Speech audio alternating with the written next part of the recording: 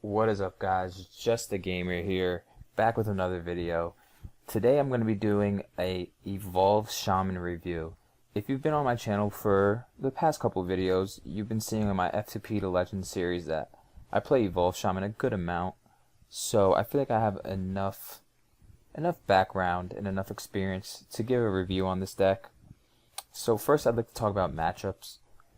A lot of people like to say the type of Evolve Shaman that I run, which is the value / Jade Evolve Shaman. I run Stonehill Defender, I run Spirit Echo, I run Jade Spirit, Aya, things like that, instead of running the package with Firefly, Primal Fin Totems.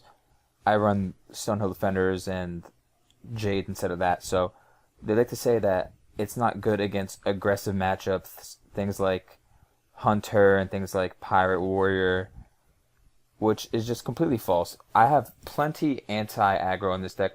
As you can see on the screen right now, I have Maelstrom Portal in my opening hand, 2-drop. I have Devolve. I have Stonehill Defender. It's a very good anti-aggro deck against Paladins. With Murlocs, you can Devolve, or you can Maelstrom Portal in your first 2 turns. Against Hunters with Alley Cat, you can Maelstrom Portal. Against Pirate Warriors with N'Zoth's first mate, you can Maelstrom, and you can also Devolve.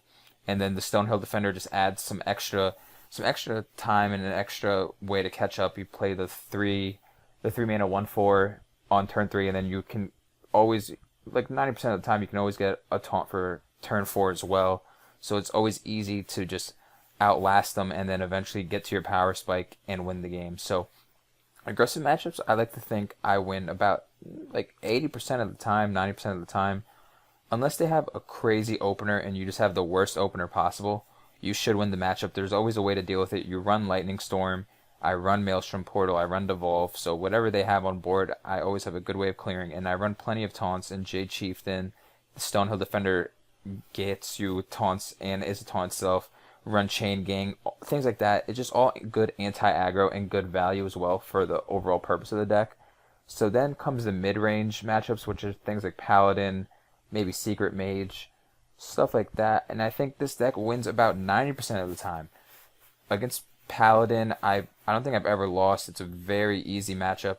You just get to turn 6 and you evolve, hopefully your doppelgangsters if you have the combo, and you usually just win if they don't have Equality, Consecration. And even if they do, you still have another evolve, you still have Chain Gang, you still have more doppelgangsters, and then the value from the Jades is that extra fallback. If you doppelgangster evolve and they're able to clear it, you have your other doppelgangster evolve to fall back on, but they also have the potential to clear that. But just the Jade value from the constant Jades that you're making, they can't deal with all three aspects. They can probably deal with 2 if they're lucky. They have a good hand, a good draw. They get Equality twice in a row, Equality, Consecration, things like that. But just the value from the Jades, there's no way they can deal with that as well as the Doppelgangster evolves, which is what wins you the games in these mid-range matchups. These mid-range matchups are just so easy due to the fact of the Jades. In things like the smaller Evolve Shaman with the Fireflies and the Primal Fin Totems, matchups against Paladins aren't easy because if they draw on a Consecration, your whole board is gone, and then you have nothing left. You have to just hope on drawing Doppelgangster Evolve, and then they still have Equality and another Consecration to clear it, and you lose. You're just hoping on your opponent not having things that they need to clear you. But on this type of Evolve Shaman that I run, you don't really have to worry too much about what your opponent's doing. You just kind of sit there and look at your win conditions. You have the Doppelgangster Evolve, you have the Jades, you also have the Death Knight. So the matchup's pretty easy against all mid-range. In this match, you'll see me beating the Paladin honestly pretty easily. The deck that he was running obviously wasn't the best, but even against mid-range Paladins with Murlocs and Ragnaros and Tyrion and things like that, I still have a good win rate against them. They just don't have enough to deal with this type of deck, and you always have good ways of clearing their early aggro with Devolve and with Lightning Storm, so they don't really have a good way of dealing with You have a good way of dealing with their threats, and they don't have a good way of dealing with your threats, is the best way to put it. And then comes the last matchup, which is late game matchups and Jades and Quest Mage.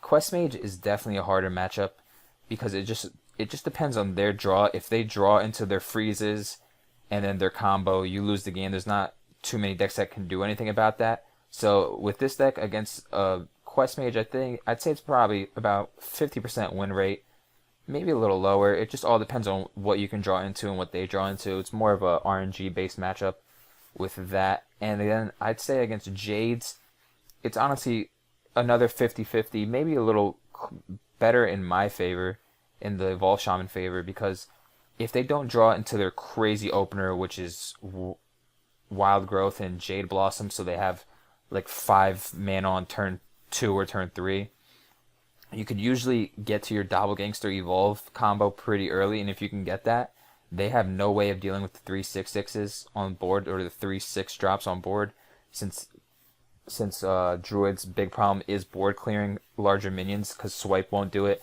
And a lot of these decks, I'd say 90% of the time, they don't run Naturalize, because Naturalize is just such a bad card. Your opponent draws 2 cards from just clearing 1 minion out. A lot of people just don't think it's worth it, so that's why against Jade, it's not too bad of a deck. If you can get your crazy draw in Doppelgangster Evolve, you win the game. If you can get it on turn 5 or turn 6, depending on if you have a coin. So against the late game matchups, it's not really a bad deck either. Quest Mage is hard, but of course, Quest Mage is hard against any matchup. It just depends on what they draw. And then against Jades, which is usually deemed one of the most popular decks now, one of the best decks, it's honestly not bad. You just have to hope for, it's kind of RNG based. You just have to hope for a decent draw and hope they don't have the best draw, and you can usually win the games about 50-60% of the time. So now comes the part that everyone's always curious about, and it's the crafting cost. I'm a completely F2P account. I don't spend any money on packs or anything, but I do play I have had this account for like a year or two, so I do have some of the better cards. I packed Aya, I packed the Death Knight, things like that. So it's a expensive deck if you go with the route of Aya and the Death Knight, but you can run this deck perfectly fine with just cutting an Aya out and cutting the Death Knight out. You cut out the Aya, you can put in another Bone Mare, which is a great card. You add value to whatever card you're using, and it's a 7-drop, and which you could still evolve into an 8-drop. You can always just take out the Death Knight, put it in whatever else you want. You can put in a Volcano, which I think is a great card to have in this deck, but I just don't own Volcano because I am an F2P account, and I don't own all the cards that you'd want to own on this game, so you have to make sacrifices. So you can run a Volcano instead of the Death Knight. It just all depends on what cards you have. This deck is definitely not expensive if you cut out the 2 legendaries, and it's still very effective if you cut out the 2 legendaries as well. And also, if you don't have most of the cards for this variation of the deck, you can go the other route in Evolve Shaman, which is the smaller version, which is Fireflies, Primal Fin Totems, things of that sorts. That deck is also very, very cheap. It's dirt cheap. It's not expensive. You don't have to have the Death Knight. If people say you have to have the Death Knight, they're crazy. This deck has been a deck for a while, even before Death Knights were even a thing. So people ran Evolve Shaman before Death Knights were in the game. They just ran 2 Evolves and just waited on when you drew the Evolve. So you don't have to have the Death Knight. Death Knight's kind of just a luxury. It makes the deck better, but it's not a necessity. You don't need it. You just have to play smart. If you don't have the Death Knight, use your Evolves at the most beneficial time for you, you can't just throw out your Evolves whenever you want if you don't have the Death Knight. You have to use it at the best possible moment. So you have to be smart with your Evolves, and that's the only difference that happens when you don't have the Death Knight. So if I were to rate this deck out of 5 stars, it would definitely be a 4 to a 4.5. Obviously, a 5-star deck would have many legendaries, cost a lot. Things like Quest Mage and just the perfect Jade Druid with Fandral and Aya and things like that. Those are 5 out of 5 decks because they're so difficult to beat, but that's also why they're so costly. So this deck I'd definitely give a 4 or a 4.5 stars because it's so good to climb with since it beats so many matchups. It beats aggro, it beats mid-range, and it can beat late game. So it's definitely a 4.5 star deck to me.